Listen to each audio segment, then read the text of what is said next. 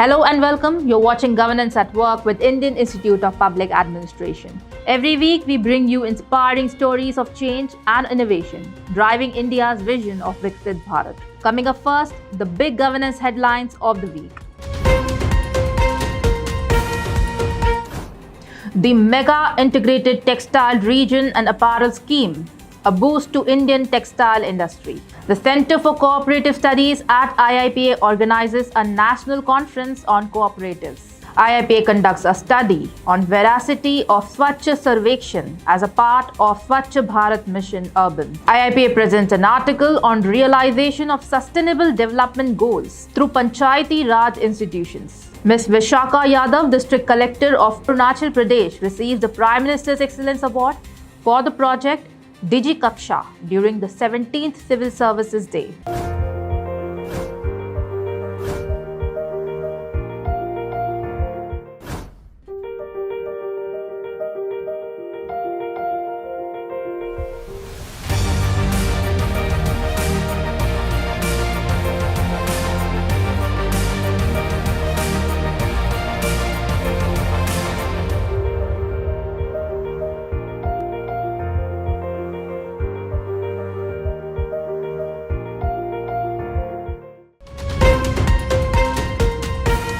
The Indian textile industry is undergoing a dynamic transformation, blending tradition with technology and scaling up to meet global demand. At present, the industry contributes 2.3% to India's GDP, 13% to industrial production, and 12% to total exports. It employs over 45 million people, making it the second largest employment sector after agriculture, with a market size projected to reach $350 billion by 2030, up from $174 billion currently. To give a boost to this sector, the Prime Minister officially inaugurated the PM Mitra Park in Dhar, Madhya Pradesh in September this year as a part of the PM Mitra Mega Integrated Textile Region and Apparel Scheme, designed to bring together the entire textile value chain in one integrated location. The PM Mitra Park was first launched in 2021 by the Ministry of Textile, Government of India, with an objective to develop 7 world-class textile parks across India, integrating the entire value chain from fiber to fashion. The PM Mitra Park initiative, including the newly inaugurated park in Dhar, Madhya Pradesh, falls under the Ministry of Textile, Government of India, which is in turn responsible for overseeing the development and regulation of the textile industry, implementing the 5F vision, farm to fiber to factory to fashion to foreign, facilitating infrastructure, investment and employment generation through integrated textile parks. The government plans to establish 7 PM Mitra parks across India, which includes approved locations like Dhar in Madhya Pradesh, Virudhunagar in Tamil Nadu, Kalaburgi in Karnataka, Amravati in Maharashtra, Navsari in Gujarat, Lucknow in Uttar Pradesh, and Hisar region in Haryana. It is designed to be a self-contained textile ecosystem with modern facilities and sustainable practices. So what it offers? Integrated infrastructure from fiber to fashion, spinning, weaving, processing, garmenting, and exports, all in one location. Plug and play units. Ready to use industrial spaces with modern utilities, sustainability features. Solar power plants, effluent treatment systems, and zero liquid discharge facilities. Worker-friendly design. Housing, healthcare, and social amenities for employees, especially women. Let's compare the global textile clusters. If you look at Bangladesh, which is famous for Dhaka Garment Zone, which has low-cost labor, export-oriented limited infrastructure. With PM Mitra, it offers better infrastructure and sustainability. Vietnam is known for FDI-driven integrated supply chain. Mitra matches integration as domestic scale. China, which is tech-driven, massive-scale automation. Mitra focuses on employment and green tech. Turkey, Bursa region, which is fashion-forward and have EU access. Mitra aims to boost exports via foreign tourist arrivals and branding. So why was it launched? India's textile industry was spread across disconnected hubs, spinning in one region, weaving in another, dyeing elsewhere, leading to high logistic costs and inefficiencies. Countries like Bangladesh, Vietnam, and China had already developed large-scale integrated textile clusters, giving them a competitive edge in exports. Despite abundant raw materials like cotton, skilled labor, and a rich textile heritage, India was not fully capitalizing on its strengths due to the lack of infrastructure and scale. The parks are designed to generate 1 lakh direct and 2 lakh indirect jobs per park, with a goal of 20 lakh jobs across all 7 parks. By streamlining operations and improving quality, the park aims to increase textile exports and attract foreign direct investment. PM Mitra Parks directly support several pillars of India's 2047 vision. It boosts manufacturing and export and attracts domestic and foreign investment, targets 2 million jobs across 7 parks and prioritizes tribal, rural and women workers. Zero liquid discharge system and solar powered infrastructure gives a new makeover to this park. Promotes indigenous textile and crafts and integrates handloom and powerloom sectors, reduces logistics costs and enhances product quality and branding.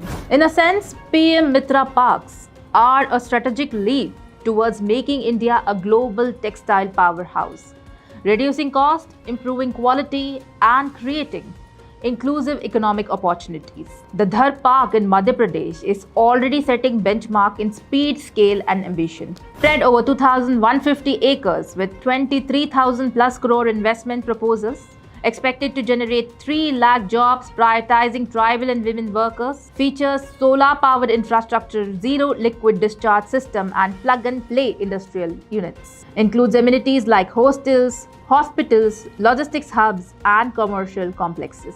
The PM Mitra Park initiative is designed to benefit a wide range of stakeholders across India's textile ecosystem, from farmers to exporters. Here's a breakdown of who gains and how. Cotton farmers, better prices for raw cotton due to proximity to processing units, reduced transport costs and faster market access and integration into the textile value chain from farm to fashion. Textile manufacturers and MSMEs, access to plug-and-play infrastructure, ready factory units, power, water, logistics, lower operational cost due to shared facilities like effluent treatment plants and solar utilities, and incentives up to 500 crore for greenfield parks and up to 300 crore for early setup. For workers and local communities, creation of 3 lakh direct and indirect jobs per park. Special focus on tribal, rural and women employment and workers, hostels, healthcare and social amenities built into the park design.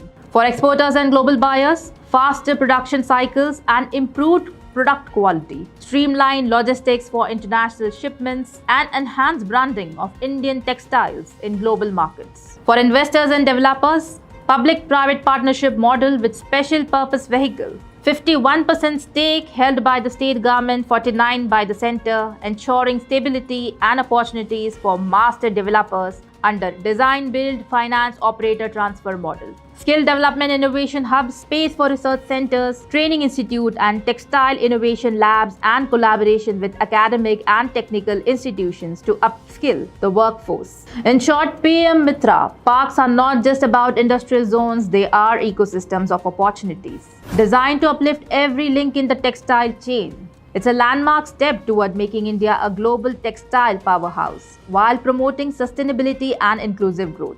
PM Mitra isn't just a textile park, it's a strategic leap towards making India a global manufacturing hub while uplifting communities and preserving heritage. The newly inaugurated Center for Cooperative Studies at IIPA organized a national conference on cooperative at IIPA. Shri Dilip Sanghani, President NCUI, New Delhi, presented the keynote address. Shri Ashish Bhutani, Secretary, Ministry of Cooperation, Government of India, presented the theme of the event. Professor Ashok Vishandas coordinated the program.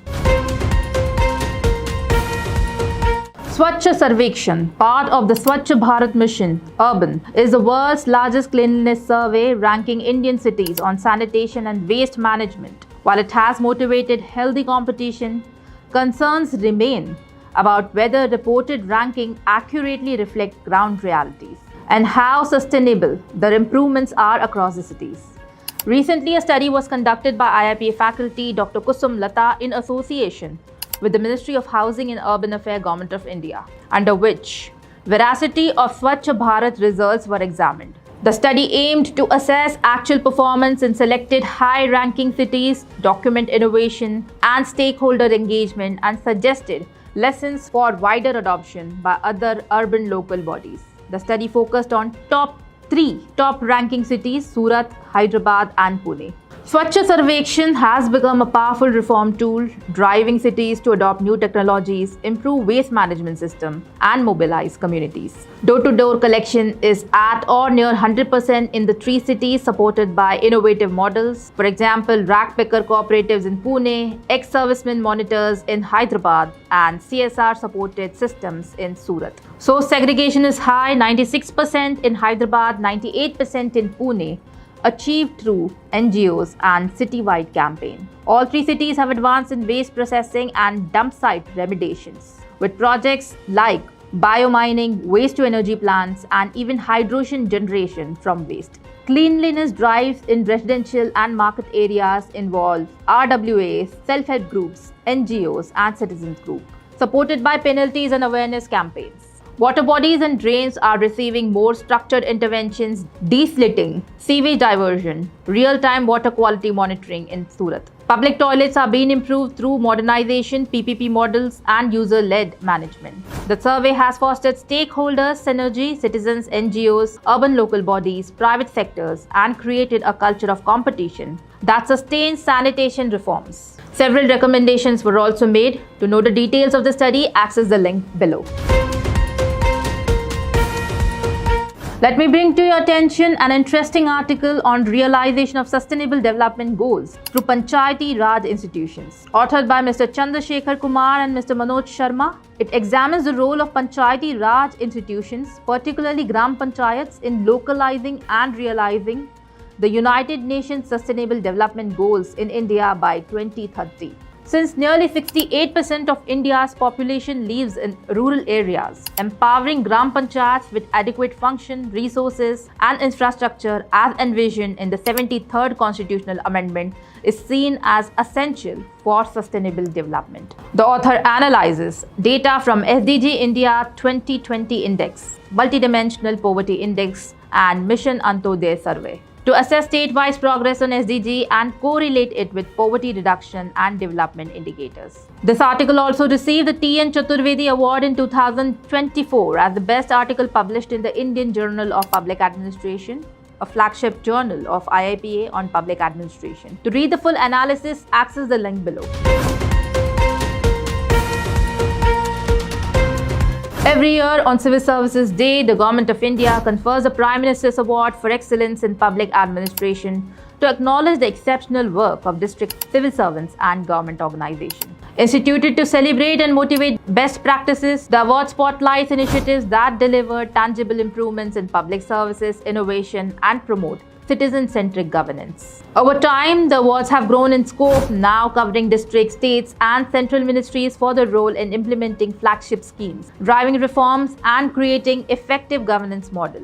Awardees receive a trophy, citation, and cash prize, serving both as recognition and an inspiration for others to emulate their success. Currently, the awards are presented across categories such as holistic development of districts, aspirational block program, and innovation in public administration. Within the innovation district category, 2 awards are specifically reserved for district level initiatives, recognizing pioneering efforts at district level from district collector, district magistrate, deputy commissioner level for various innovations in any field of administration. This year, on the occasion of 17th Civil Services Day, Ms. Vishakha Yadav, IAS officer of 2020 batch, District Collector of Kurung Kume in Arunachal Pradesh, received an award from the Prime Minister for Project DigiKaksha. DigiKaksha is a digital education initiative bringing foundational learning, numeracy, and skills to children, youth, self-help groups, and school dropouts in remote border areas of Arunachal Pradesh. By combining customized digital infrastructure, preloaded content, and community-driven pedagogy, it empowers tribal communities in developed, deprived Indochina and Indo-Myanmar region. The key highlights include driven by local village chiefs, PRIs, members, self-help groups, and youth, making it a social movement.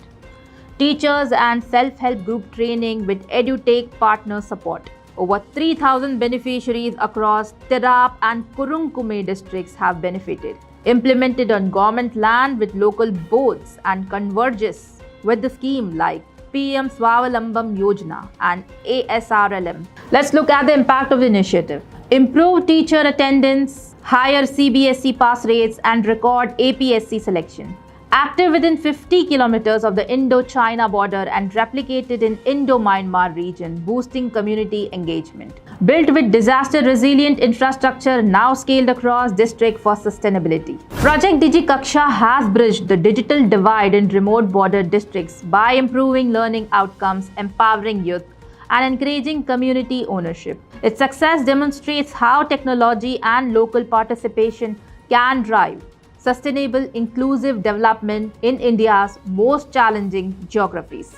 That's all for this edition. We hope you found it interesting and engaging. We'll be back soon. Thank you for watching. Until next time, stay informed, stay empowered. This is Governance at Work, powered by Indian Institute of Public Administration.